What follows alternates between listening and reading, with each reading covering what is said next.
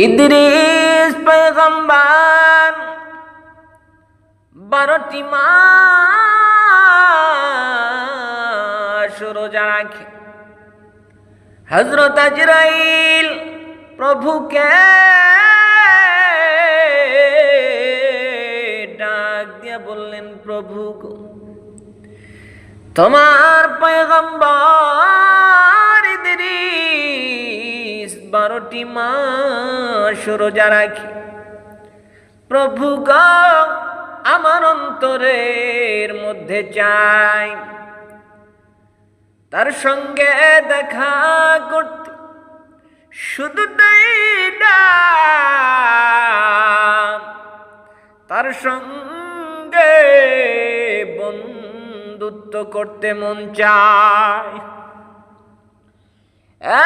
প্রভু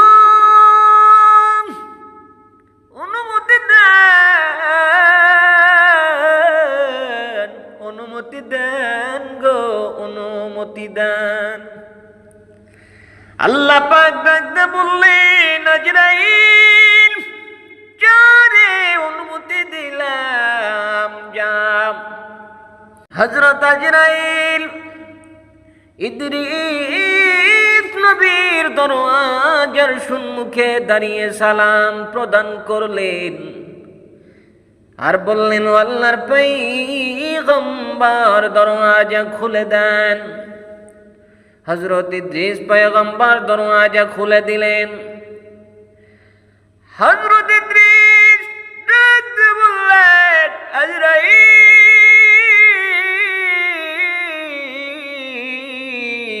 রে,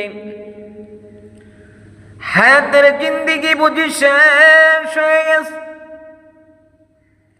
হায়াতের বাতি বুঝি নিভে গেছে রে,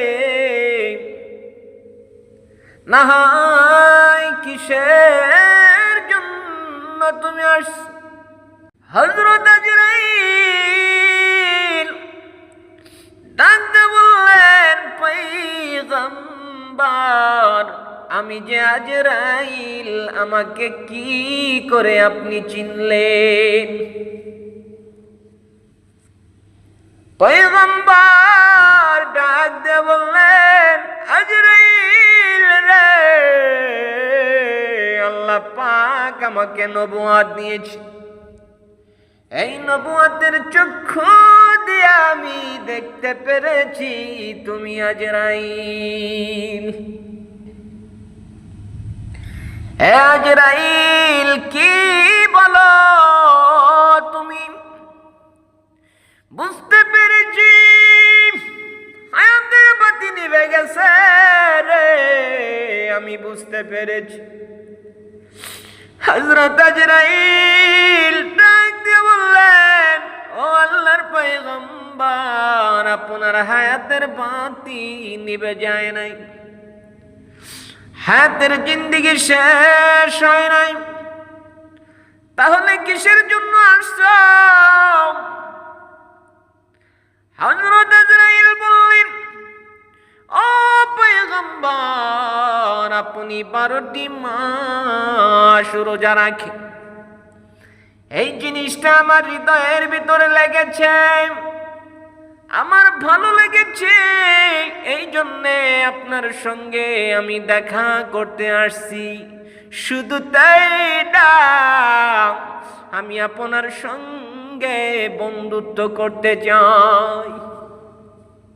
প্রভুর কাছ থেকে অনুমতি নিয়ে এসেছি। হুজুর যদি অনুমতি দেন, তাহলে আপনার সঙ্গে আমি বন্ধুত্ব করতে চাই। হযরত ইদ্রিস ডাক দিয়ে বললেন, ভাই আজরাইল, তুমি কি করে মানুষের বন্ধু হবে? তোমার ধর্ম হলো ভিন্ন, মানুষের দেহ থেকে জানটা কেড়ে নাও, স্ত্রীর কাছ থেকে স্বামীকে কেড়ে নিয়ে স্ত্রীকে তুমি বিধবা বানায় দাও, সন্তানের কাছ থেকে বাবাকে কেড়ে নাও, সন্তানকে ইতিম বানায় দাও। হে